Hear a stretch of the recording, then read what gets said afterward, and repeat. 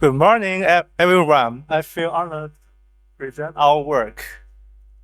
And first, let's introduce some background. Backup storage plays a critical role in data-driven applications, which provides disaster recovery capability.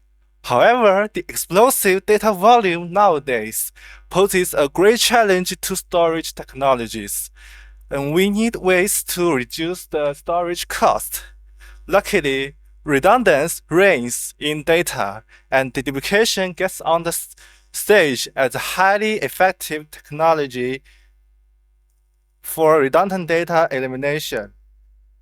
So basically, it divides data into chunks and removes duplicate chunks.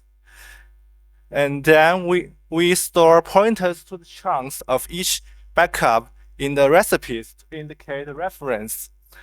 And besides, duplication uses container-based I/O to fully employ the bandwidth of disks. So eventually, the duplication achieves an impressive performance. It reduces storage footprint by over 90%. However, it also causes fragmentation, which compromises restore performance. So, what is fragmentation in deduplicated storage? That means logically sequential chunks are physically scattered. We can see in this example that chunks of backup 4 are scattered across 4 containers. That means if we want to restore backup 4, we need to read 4 containers, far more than one. So basically, deduplication converts sequential I/O to random I/O, which is not friendly to disks and severely compromises restore performance. So why, you may wonder, fast restoration is a thing for backup storage. Why can't we just wait for the slow recovery process? That is because data-driven applications cannot wait. System crash of them is very costly. Downtime can reach up to $250,000 per hour. Many works propose approaches to mitigating fragmentation. Basically, they can be divided to 2 kinds. First, rewriting. Rewriting retains some duplicates that would otherwise lead to severe fragmentation. This does improve restore performance, but just a little, and it significantly sacrifices the deduplication ratio. And the second one, reordering. Reordering globally reorganizes duplicated chunks into an optimized layout for restore. MFDL is an example. It removes duplicates within adjacent backups as they are the dominant and has a dedicated stage for reorganization. It achieves a good performance under some circumstances, but its advantage, its design choices is also its Achilles heel, as it incurs high I/O cost and has only limited application scenarios. So we'll illustrate the limitations through 2 simple experiments. First, we evaluate HAR, a rewriting approach, and MFDupe for their restore performance. We use 2 data sets and note that mix is a mix of 2 data sources. So we can see that HAR only achieves marginal restore performance improvement, but it has a significant loss of deduplication ratio. And for MFDupe, its deduplication ratio is very close to 1, which means that it fails to remove duplicates. This is because it only removes duplicates within adjacent backups, but makes a mix of 2 data sources. Its data is not from a single data source, so MFDupe cannot remove duplicates within mix.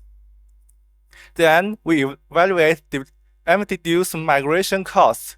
So we can see that it is huge. We can see MFDupe causes an overhead which is about 50% to 80% of the dataset size. So, can we make reordering better?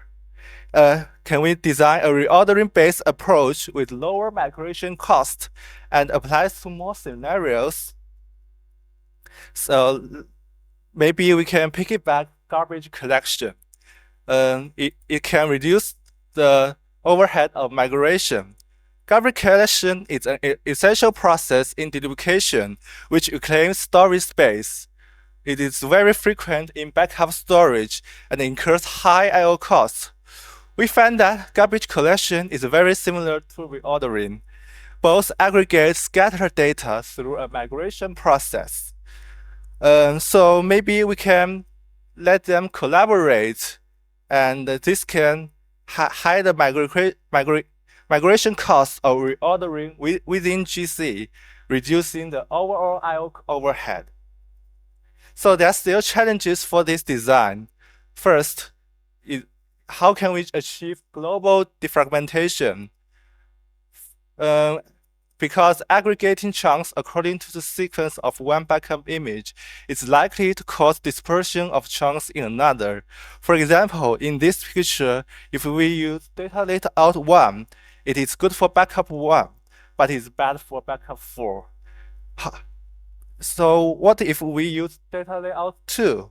And then the situation comes in reverse, but still we cannot make both of them happy. So how can we make both of them happy? Challenge 2 is the granularity mismatch between chunk size and the container size. Even if we have a good layout for chunks, we still need to fit them into containers. Without proper alignment, additional fragmentation would set in. Then the challenge 3, as we have said before, is the scenario limitation. We need a defragmentation approach with no scenario limitation. So we propose GCCDF, which includes 2 design points. The first addresses challenges 1 and 3, and the second, challenge 2. First design point is locality promoting chunk clustering. A good way to examine the access pattern of a chunk is to calculate its ownership, which is a set of backups that refer to the chunk. Let's look at the example.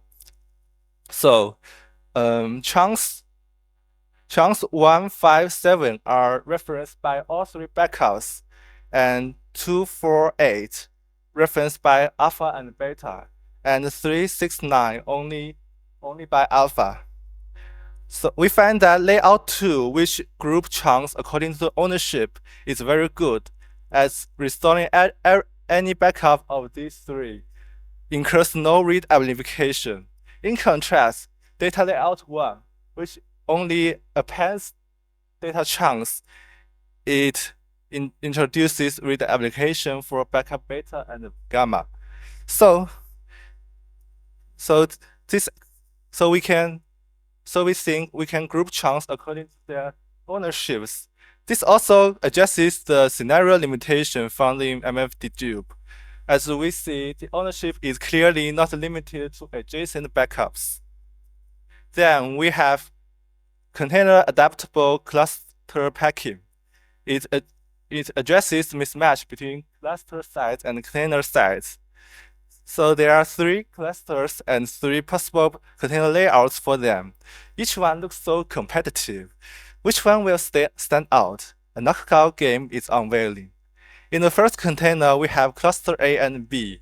They both have chunks from backup 1, 3, 4, but only cluster 1 has chunks from backup 2. So if we use this layout, when backups 1, 3, 4 are being restored, both clusters will be used. But for backup 2, cluster B is useless.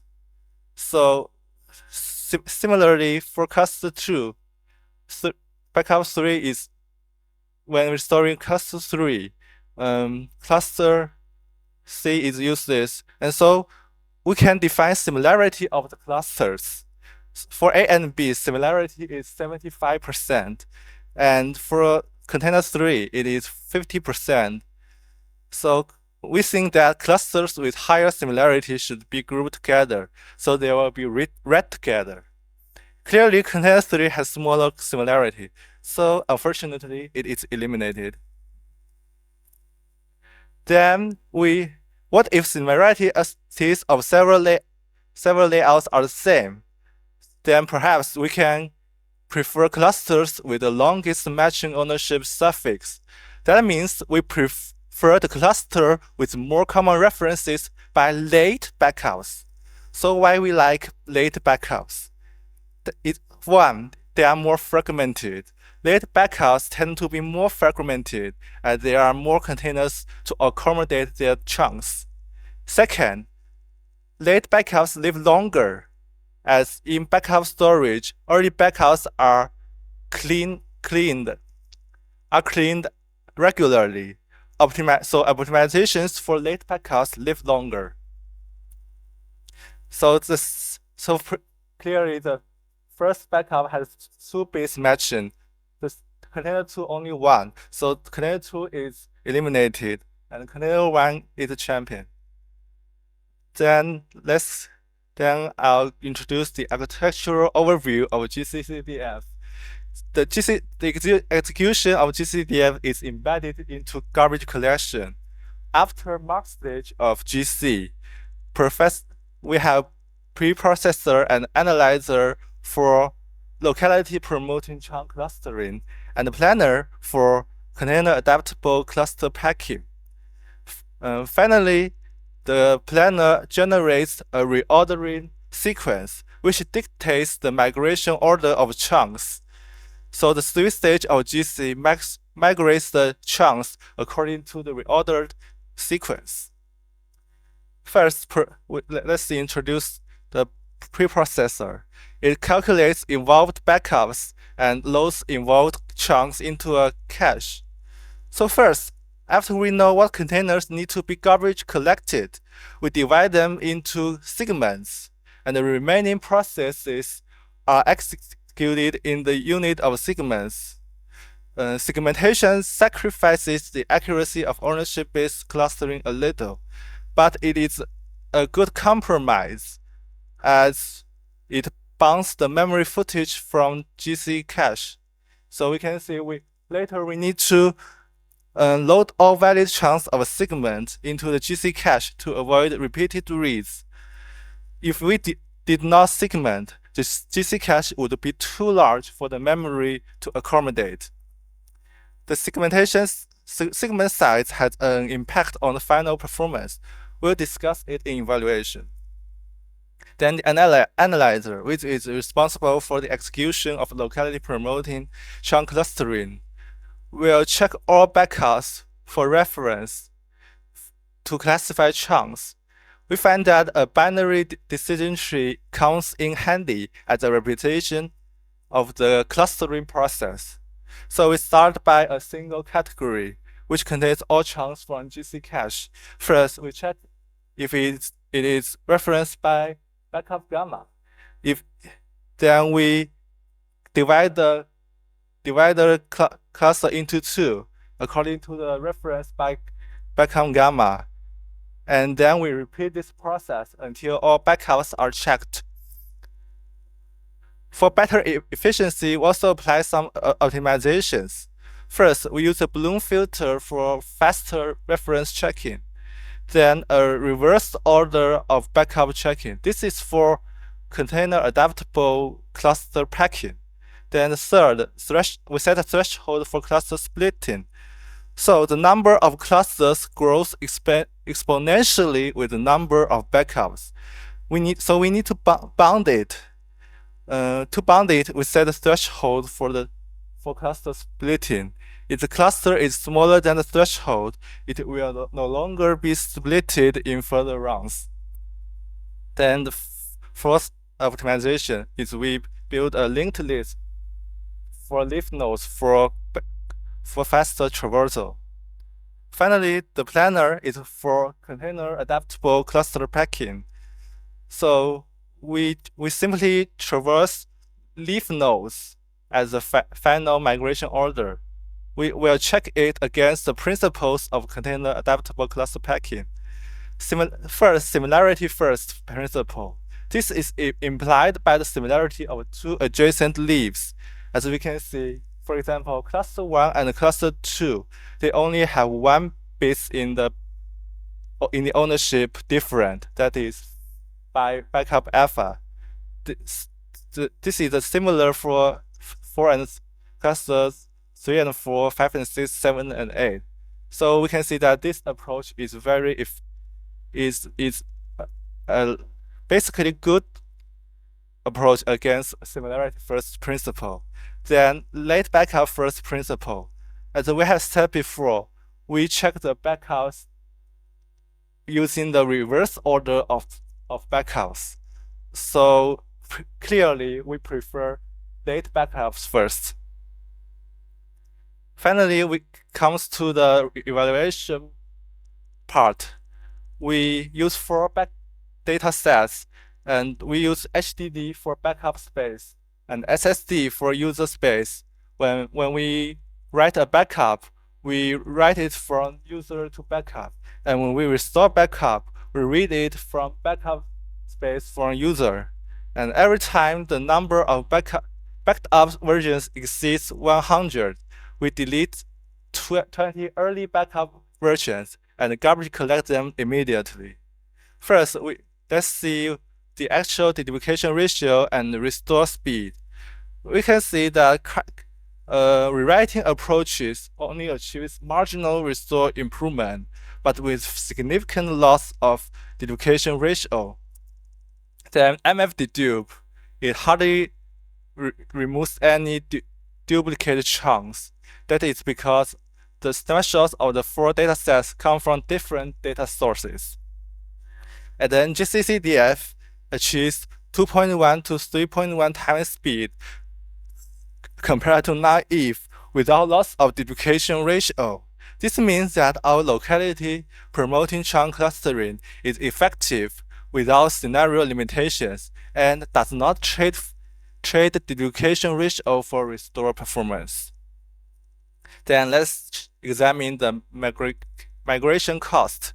We can see that rewriting involves small chunks during GC as it sacrifices the duplication ratio. There are more chunks in the system. And then GCCDF only produces approximately 1/3 the number of containers due to locality promoting chunk clustering. And this is because first, it removes all duplicates. It has fewer chunks compared to rewriting-based approaches. Then it mitigates fragmentation better. So the later rounds of garbage collection handle a more concentrated data layout.